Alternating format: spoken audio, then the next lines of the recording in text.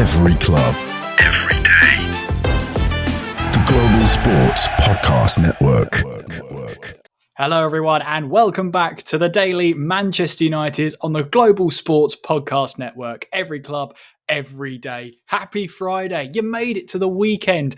And does it feel like we lost that match? Or does it feel like we got a good result? Well, we're here to try and influence your decision either way. My name's Kieran. I'm gladly joined by Tom on today's episode. Tom, how are you doing? Hello, Kieran. Yes, so we came away, I thought, with a better performance than we anticipated, but now it's all going to come down to the second leg. This game at Old Trafford next week is going to define our season. It's like our cup final, isn't it? Even though we've still got some games to go before we get to the final, of which we want to be getting to in Bilbao. Absolutely. But let's start at the beginning with the first half, because I thought, you know what, United played quite well in that first half. It wasn't overly, amazing to watch, but Real Sociedad were nowhere near the mark in that first half, I should say. We'll get on to the second half later. But yeah, this did have a feeling of two sides that were battling mid-table in their respective leagues. But I thought United were the better side in that first half, creating the chances, and Real Sociedad didn't have a shot on target in the entire first half. I couldn't agree more, Kieran. I mean, I thought we could have been 2 up. We had that chance involving Dalo, who should have played that ball in, should have squared it to Hoyland when he ran down that right-hand side. Why he didn't play that into Hoyland straight away first time, I don't know. But the second one, where I think he played it into Fernandes eventually, it wasn't the best of balls either. So those were the two golden opportunities, really, where I thought United really could have put Sociedad to the sword in the first half and made it a little bit more comfortable for themselves. And Garnaccio, I was actually surprised to see him starting, but he did actually put in a better shift than I thought he would do. Yeah, I agree. He was really good. It almost was like it couldn't be decided which side he was going to go down, left or right, but he's so much better down the left, as we've seen in recent matches. And, is he starting to link up with, we've got our winger in Dorgu there? Is it starting to click with those two? Because I know it's been a bit of a struggle between the two of them, because they're both pacey, they both want to drive forward, and it's almost like they'll almost occupy the same space if it comes to it. But I think they're learning how to play with each other on the team. And yeah, I think Dorgu started the game well. To be fair, I think all of the players started quite well in that first half. And as you said, that ball should be played to Hoyland from Dalo. It should be. We'll get on to the second half, but just to take a snippet from that second half, the ball from Real Sociedad from sort of deeper on the right-hand side to find a curl away in and De Ligt, he slips, but he's still able to get it away. That sort of ball should be bread and butter for a wing-back. Yeah, I mean, when I see opportunities like that in the first half where Dalo should have played it to Hoyland, I mean, at this stage of the season now, when you know that there's not going to be many chances coming your way, you've got to take them. You just got to take them. You can't just try to be too clever with what you do, because it isn't the time to do it. So Dalo has just got to play simple passes, really. I misheard what you said about the second part about De Ligt, Kieran. Might have to go over that again for me, if that's all right. Oh, that's because it might be incorrect, because I'm thinking about it now, and I think it's Yoro who just about puts off the strike. Anyway, two crosses in the box in that second half from Sociedad, showing Dalo how it should have been done. And yeah, I just think Dalo is a missed opportunity. I mean, you and I were talking during the game, and it was getting a little bit painful to watch him at that right back spot. And you just think we need someone there who is able to not only lock down that right hand side defensively, but is able to put those balls in and doesn't look backwards. As a wing back, when you're attacking, when you're trying to get the ball forward, Dalo's looking backwards, and Hoyland's right there. And if you put that ball into him, he should have the extra yard of pace that he needs to get on the end of that ball. And even if the ball goes wide or it sails over the bar, at least you've fizzed one in and asked Real Sociedad to do something. Well, you've got to make them work for it, really, haven't you? I mean, United, I thought, just like I say, had the chance and didn't take them. I mean, but of course it changed in the second half, which we'll go on to a little bit later on.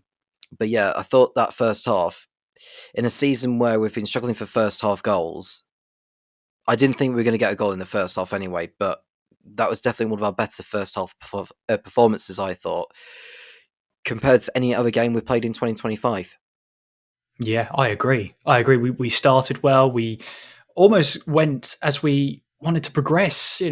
Coming to this.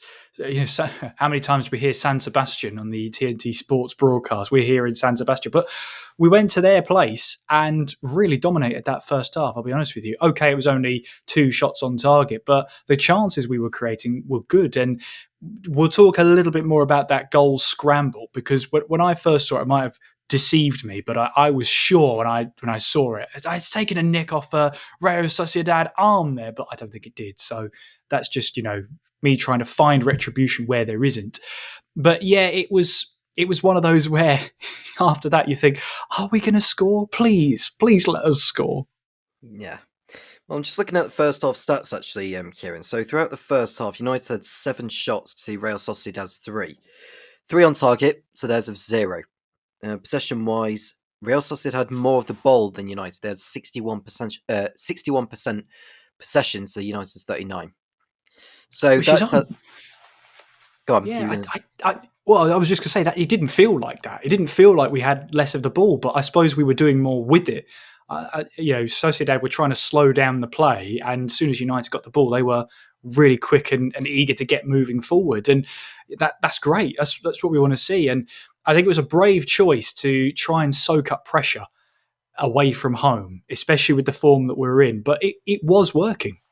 It was, and I think we're going to need more of that. And it felt like the players had urgency to go and get the ball back whenever we lost it, especially Xerxes. Actually, I thought was I know he had a good performance because he got the goal in the second half, but I thought he got stuck in really, really well. And I thought the Europa League, in a game of its magnitude against Real Sociedad, I thought this was going to be the kind of game where he was going to get his elbows out, and I thought he duly delivered individually. So if he could repeat that in the second leg in 7 days' time, or 6 days' time from when this recording has gone out, then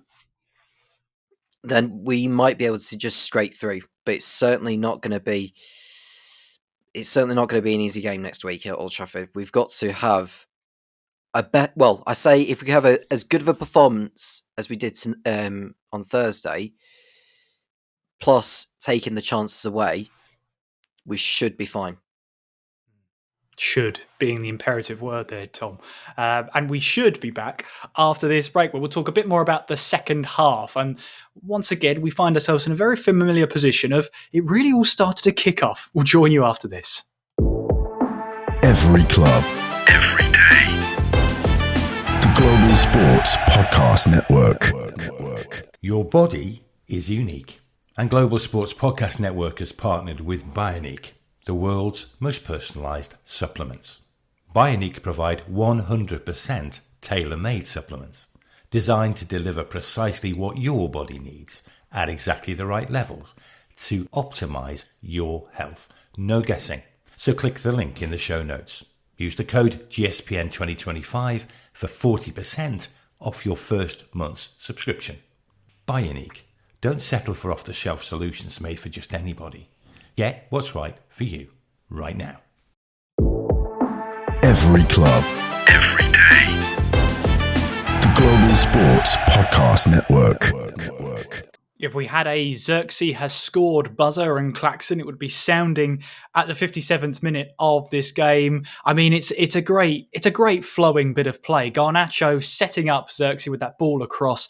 Questions asked to the keeper Ramiro. If it looks like he takes a step the wrong way and he's out off balance for the goal, but take nothing away. Xerxes, I'm so glad to see him score. It puts a smile on my face. And his first in Europe for Manchester United. Good going from Xerxes, and what a good time to get it as well. To just give United a little bit more confidence, but of course that faded away not too long after with the penalty that Real Sociedad got afterwards with a Bruno Fernandes handball. I thought it was the correct decision, but it does look harsh when you look at it, because what's the difference between a natural jump and an unnatural jump? This is the... Well, Robbie Savage was saying, you jump with your arms. So it's this age-old question of, yes, it's letter of the law. Is it a penalty? Well, yes, to the letter of the law it is. But I think you have to take a step back, because some balls against the chest or arms or whatever, it seemed a bit inconsistent about what was handball and what wasn't in this game. And I mean, when the ball hit, I think it was De Ligt's arm. I think it was De Ligt's arm. That was deemed he was, his arms were tucked in. It might not have been De Ligt now that I think about it, but his arms were tucked in, and that's where the referee says no, it's no penalty. So I could see from that point of view, the defender's done everything he can to keep his arms inside. So if the ball hits it, it can't be done. But Fernandez, his hand is raised because he's jumping. Ball hits it, and whenever we see the referee do the rectangle, is only going to be one outcome, isn't it? Yeah. I mean, it was a bad time, and it hurt my United's momentum. And what made it even worse for me, Kieran, was when the referee gave the penalty after the VAR. The celebration from the Real Sociedad fans behind the goal was just like, folks, you haven't even scored yet. You've got a penalty to take first. Just calm down. Well, they were celebrating because it was looking like it was going to be their first shot on target of the game. And of course, they hit it. I mean, what can you do for Onana? He's at the mercy of the penalty spot.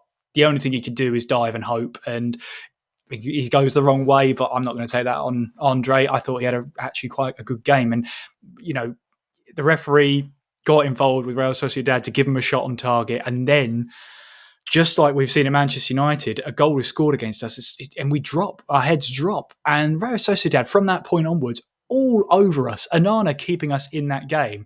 And particularly the shot from Oskarsson, I think it is, the Icelandic striker for Real Sociedad, towards the end of the game. Ball comes over from the left-hand side, almost like a diagonal, and Oskarsson's beaten that back line. It's a wonderful save from Onana. Fantastic reaction save, and to be honest, that earned us the draw, I think. Yeah, I would agree with that. And what was really, really funny as well, Kieran, was the substitute Oskarsson. He was 13 when he made his competitive debut, his professional debut. I think it was like in the third tier of Icelandic football. His dad was the manager. 7 years on, he's now playing for Real Sociedad in La Liga.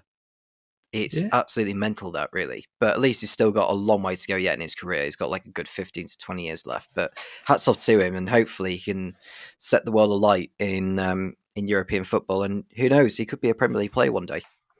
I mean, yeah, he had a great half an hour on the pitch, didn't he? He was alive. He looked really, really good, really eager to get in behind, and it changed for Sociedad. And I think I've always talked about Amorim and his substitutes.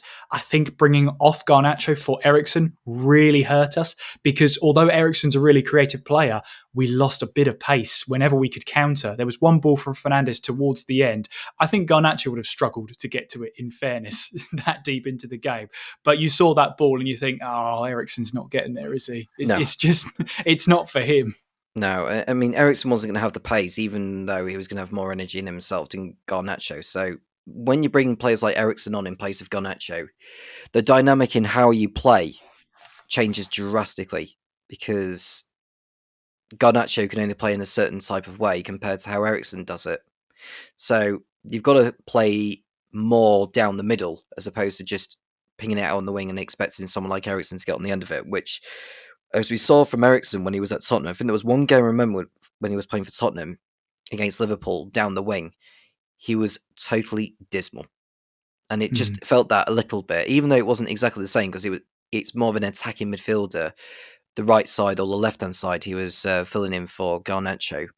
But it kind of felt like that. So I think Amorim just needs to be mindful going into the second leg that, okay, maybe it is better to put Garnaccio on the pitch, considering how he got on against Sociedad. You know, how Europa League football works, the style of football there is with the type of football that they had. I know we keep talking about footballs and that, whatever football you use, it shouldn't be an excuse, but sometimes it is, because Premier League football cannot be compared to how an FA Cup ball or a Europa League ball is kicked. Oh, no, I didn't think we'd stoop this low, Tom, talking about balls here, but there we go. That's the state of play. But there we go. Tom mentioned it, not me. It's okay. Don't worry about it. We'll try and stay on the positive side, because I think the defence was quite strong. I think that, whoever came on there, Yoro, De Ligt, Mazraoui, Lindelof for his brief appearance towards the end there, I think they were locked down. They were all really good today. I thought they were very disciplined as well, Kieran. It felt like they knew what they were doing, especially during the set pieces, because when Sociedad had the corners, I thought we could well end up conceding from one of these, as we did against Fulham. But bar the penalty via the handball from Fernandes, we seem to have survived that. If we can do that again next week, I am tempted to write off the Arsenal game on Sunday, because that's not our season. As much as I hate to say that, because I can't stand Arsenal with a we have to focus on next week, because as I've already said, that's our season-defining match. And we've got to put in the performance of our season. I agree. And I think Amorim, towards the start of the game on the TNT Sports coverage, when they had the interview with him, he was saying that our season's done. As if to say, we're not focused on the Premier League. We're just focusing on getting results and learning the system and making sure we can prepare for next season. So it kind of gave in. I'm throwing in the towel for most things, and maybe a slight focus on the Europa League. But as you've mentioned, Tom, I think we've got to go all out for this. We have to. It's the last trophy we could win. It's a route back into Europe, because we've got no hope in hell of getting it through the league. So, it should be top of the list, but we shall wait and see. So for the third part, we're going to rate the players out of 10. So this should be a good one, and definitely no arguments coming up. Let's find out. We'll see you after this. Every club, every day. The Global Sports Podcast Network. Here at the Global Sports Podcast Network, we spent a lot of time selecting our delivery platform. Zencaster came out the clear winner. With 4K video recording from your phone and AI editing, it's super easy to start a podcast that sounds great and is delivered efficiently. If you're ready to tell your story, check out the link in the show description to learn more about Zencaster.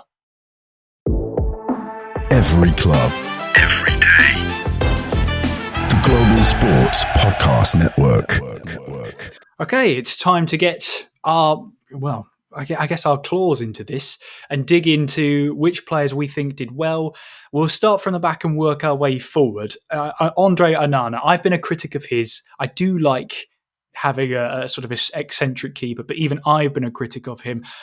Didn't really have a lot to do in that first half, but boy, when it came to the second half, saved us. Absolutely saved us. And for that reason, I think it's not his fault he had a quiet first half. I think everyone in front of him was doing the job enough. I'm happy to give him a 7. It would have been a lot higher if he saved the penalty, but I'm not going to hold that against him. I'm not going to deduct him from it. I would have added to it, but not deduct. I'm going to break your decimal rule, Kieran, and say Already? 6.5. Yes, already, yeah. 6.5. 6.5 is a good rating from me. I thought he was outstanding in the second half. That save he made from about 25 yards out, when that was very much on target, I thought that kept us in it. I thought he made another save in the first half, thinking of it, although I may have been wrong. But yeah, I thought he kept United in it and got involved when he needed to at the right time. So I think Onana had a great game for once, and the 6.5 out of 10 is what he'll get from me. Yeah, we saw what he could do, and I think that's important. He's very good at reactions, and hopefully we can see that developing into next season as well. Let's have a look at the back three. Let's start with Lenny Yoro.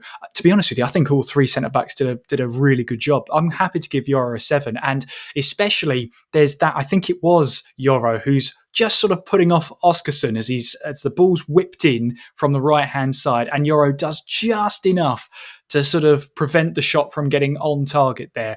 What should have been a goal for Real Sociedad, Yoro showed immense strength there.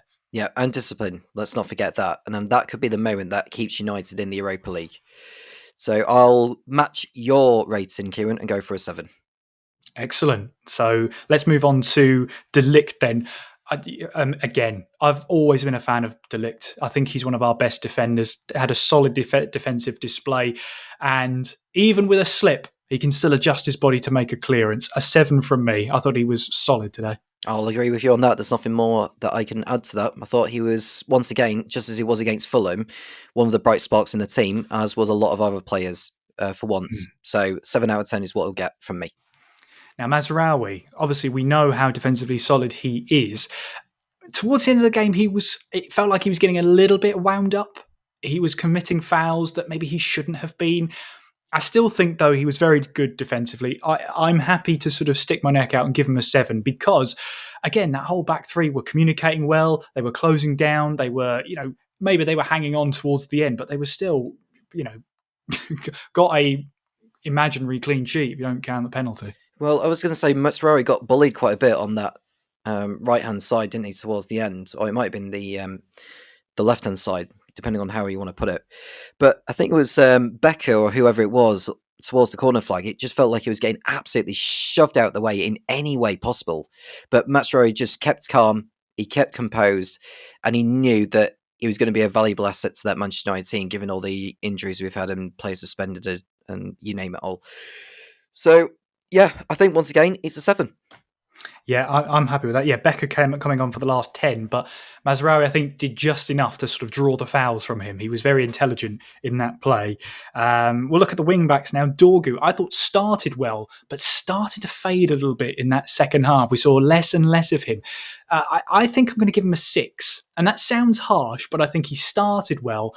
But just in that second half, we saw less and less of him as we were under pressure a little bit more. I think a 6 seems harsh, but I think it's fair. Yeah, I'm going to agree with you on that. I don't think it was Dorgu's best game. I thought Dorgu's best game was at Everton.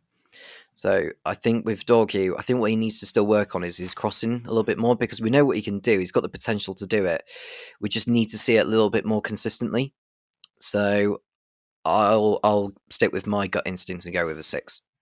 Okay, this is where we might get divided here. I can sense Diogo Dalo. Now, he should have put the ball in for Hoyland. But it was a decent pass. I won't say it's a great pass, but it was a decent find for Fernandes, who it's slightly behind him. Fernandes has to adjust, but it still produces one of the best chances of the first half. It comes to 5 seems harsh. 5 seems I don't think it's harsh, to be honest with you, Kieran. Originally I wrote down a 6, and now I'm starting to double take. Is it a 5? Convince me, Tom. It's no more than 5 because his decision making was atrocious. Especially for that Hoyland moment. That was the moment where that should have put United ahead for me. If he made the right decision and played Hoyland first time around, Hoyland had every right to be mad with him because that was the moment where Hoyland, I thought, should have been serviced there. And I've mentioned it before. I don't know whether it was you or someone else that's mentioned it as to why Hoyland hadn't been getting goals at the moment. Is it because of the lack of service he's been getting? That tonight was an example of it, where Dalo should have played him in. So for Dalo, he's not getting any more than a 5 from me. It wasn't his worst performance, but it should have been a whole lot better. So I'm going to say to you, it's not a harsh to give Dalo a 5. All right, you convinced me. I'll give him a 5. Yeah. Now I think about it, those first touches are coming back, and some of them were a bit ropey at the best of times. So yeah, not his best game. So yeah, maybe a 5. Holding midfield, then I honestly think. We'll start with Casemiro because I think he was quiet in this game. I'll be honest with you. I think a 5. I mean, he was towards that first half. He was getting bypassed in that middle of the park too frequently. I mean, it showed he is lacking the physicality that he once had as a great player. He still had some passes at him. He was still able to link up the play, but defensively, when you need him in that holding midfield, Aram should have listened to you, Tom. Should have played him further up the pitch, but. Yeah, from the position he was in, I think it's a 5 from me. Yeah, he looks quiet as well, so I'll go with that. I mean, I'd have loved to have seen, even if it was for like 15, 20 minutes, where the shifting players around as players are coming on to replace them. I would have liked to have seen him playing in a more attacking role and just improve the link-up play with Hoyland, because Dalo didn't do that for me, and I think there were at times where, would you say there was a lack of link-up play between Garnaccio and Hoyland?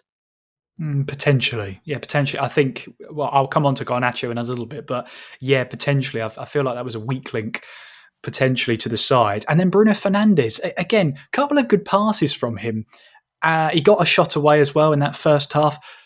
But I'm really struggling to find any sort of essence to give him a 7. It's a 6 from me. I thought he was okay, but nowhere near his sparkling best. I think 6 is fair. I mean, it was unfortunate with the handball, but I think with Bruno...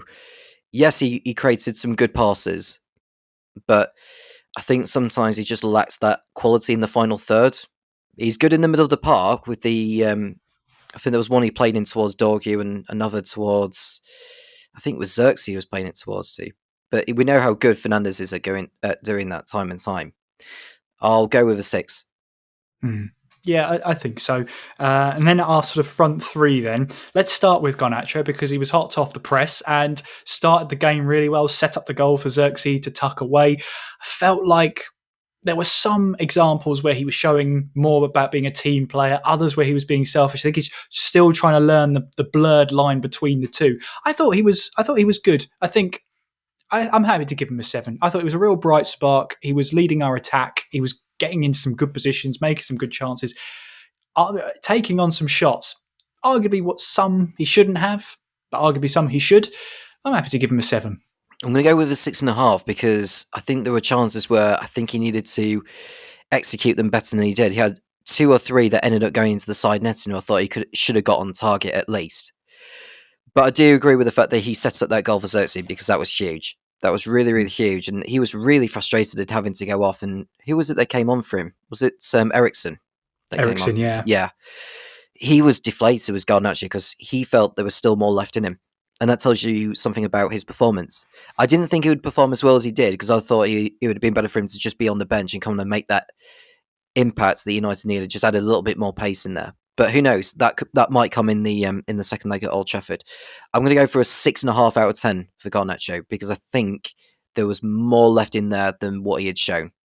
Yeah, I agree. Maybe he's Amorim saving him for the Arsenal game, perhaps, and needs to limit the minutes there, considering we can't really rotate. But yeah, I think a 7 is fine. Xerxes, 7.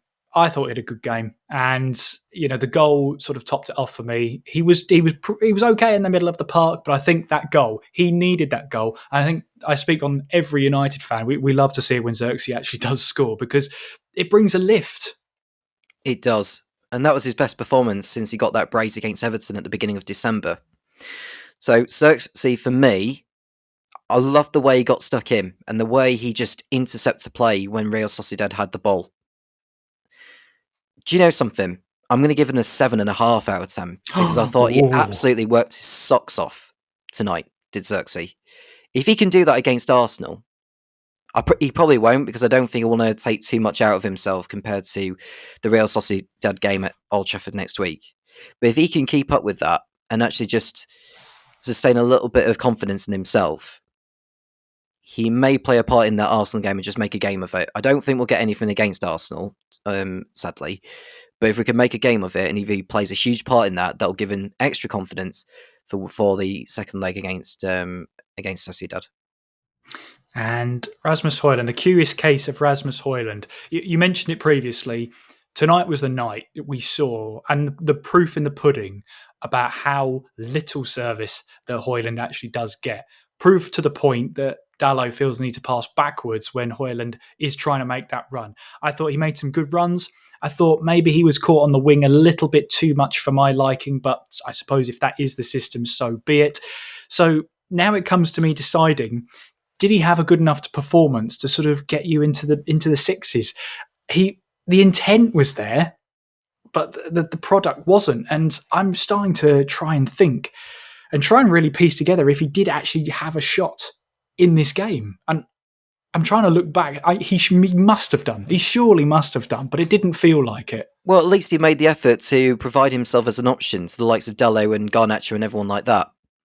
But as you say, he wasn't service enough as I thought he should have been. I'm going to go for a 5 out of 10 because he didn't have a bad performance at Hoyland compared to other games.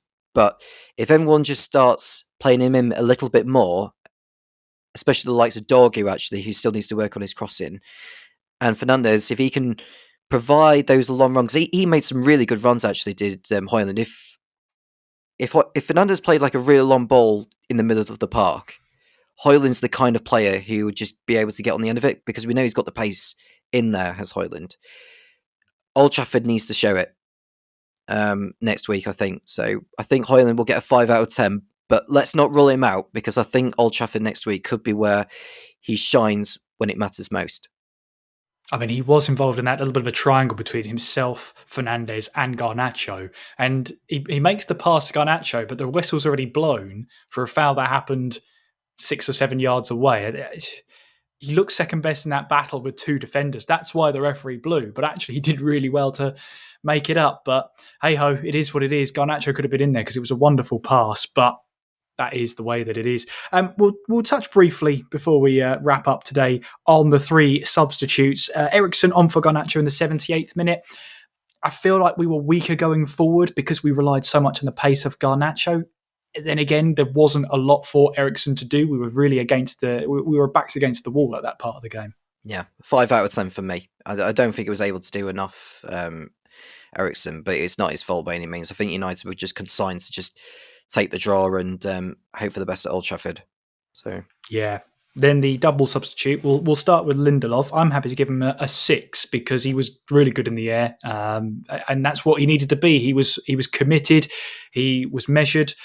I just don't think he got enough minutes to warrant more than a 6, which is no fault of his. Well, I'm going to give him a 5.5 because he only had 8 minutes in total if you include the 5 minutes of stoppage time at the end of the game. So I think Lindelof was able to carry on where the back three had left off in terms of a disciplined performance as a team. So I think it's a 5.5 out of 10 for me with Lindelof. Yeah, and then Collier, yeah, again, same with Lindelof. I'll give him a 6. He didn't do anything wrong. I thought he was solid. He was able to come on, provide that sort of holding midfield role, almost like a bit of a destroyer to try and save this game. And it didn't really put a foot wrong in my book. So it's a 6 from me, and maybe a bit more if he had more time on the pitch. Yeah, well, you know what I am with the default rating that I keep hold of, which is a 5. Yes. I'll go with the 5.5, the same as Lindelof, because the middle of the park where it's absolutely paramount, Collier was able to just sustain the level of discipline and the level of performance that United had overall by just coming on for the last few minutes just to upset Sociedad's momentum, because they had all the momentum they could have had, I thought, Sociedad, to go and win it. But Collier did very well to interrupt it. So, yeah, overall, 5.5 out of 10. Ruben Amorim. We haven't spoken about the manager. Do you think Ruben Amorim got it right? Yes, I think so. In terms of the squad he selected and the system, I still think it's the right way to go. I think in terms of first half performances, that's the best I've seen for quite some time. I feel like I say that a lot, but it was a good first half performance. It was good up until we got the penalty against us. But it's when we let our heads drop whenever we concede, and it's a real weakness, and we can't afford to do that against Arsenal. If we find ourselves on the wrong end of a decision that could have gone at 50-50, we just let our heads drop, and that's got to stop. Yeah, I agree. And I think Amorim's got it right tonight as well. I just hope that's not a fluke. The second leg... Hopefully not. Yeah, well, hopefully not, but he's got to prove to us that how he's done it tonight was not like a one-off where the players all of a sudden decided to just completely turn up. That's got to sustain for the remainder of the competition, however long left in the Europa League we've got. Hopefully it'll carry over after next week. Fingers crossed, eh? Tom, last thing from you then. I'd like a score prediction, please. Manchester United versus Arsenal on Sky Sports Premier League and main event if you are in the UK. Sunday at 4:30. Score prediction? 3-0 Arsenal. Wow. Yeah, I didn't even give it a second thought, did you? Yeah, I'm kind of thinking a loss as well. I'm happy to go more positive. I want to see Xerxes on the score sheet. I think it's going to be an Arsenal win. I think it's 2-1. I think both sides recently have had their issues going forward, but Arsenal have just put 7 past PSV. So this might be not the time to face them. Anyway, let's not focus about that. That's for Sunday. In the meantime, though, enjoy the rest of your weekend right up until that match. Tom, thank you so much for joining me on today's episode. Thank you very much, Kieran, and thank you to everyone that's tuned in. And hopefully we'll come away with a positive result on Sunday. Even though we don't, there's still the second leg against Real Sociedad to come, which will define our season. And hope that we get through and face either FCSB or Lyon in the quarterfinals. Fingers crossed, eh? Right then, it's time to say goodbye. Enjoy the weekend. Hopefully, it's not a loss against Arsenal. We're very pessimistic here, but they have just put 7 past PSV. Yikes. That should be an interesting visit to Old Trafford. Yikes. Anyway, if you like what you listen, you can follow us on all the social media. It's GSPN Man United. We are on Twitter and X. We're on Facebook. We're on Instagram. And we're on TikTok. We're also on YouTube as well. The YouTube channel is Global Sports Podcast Network Ltd. And from there, you can find the Manchester United playlist and listen and watch to your heart's content. You can even see our faces. We're waving to you right now, aren't we, Tom? He's not playing ball. But there we go. He waved. There you go. See, you're missing out on this. So make sure you do tune into the YouTube channel as well as give us a subscribe. In the meantime, though, thank you so much for listening and watching, and we'll talk to you very soon. Take care. Every club, every day. The Global Sports Podcast Network.